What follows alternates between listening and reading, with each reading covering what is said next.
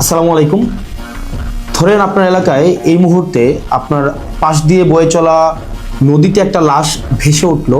তখন আপনি তৎক্ষণাৎ পুলিশকে খবর দিলেন যে এই লাশটাকে উদ্ধার করার জন্য, যে এই লাশটা এসে উদ্ধার করে পোস্টমর্টেম করে যে আইনগত প্রক্রিয়া আছে সেগুলো মেনটেন করার জন্য পুলিশ আসলেন।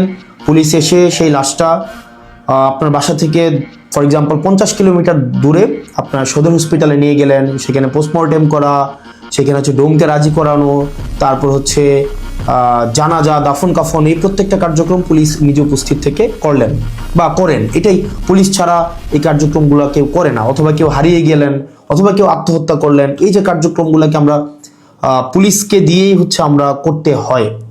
এখন কয়েকটা প্রশ্ন এখানে। আপনার বাসা থেকে বা নদীর পাড় থেকে লাশটা জেলা সদরে নিয়ে যাওয়ার জন্য যে খরচটা হয়েছে, অ্যাম্বুলেন্স ম্যানেজ করা, ডোম ম্যানেজ করা, হসপিটালের যে খরচ, এই খরচটা আসলে কে দেয়?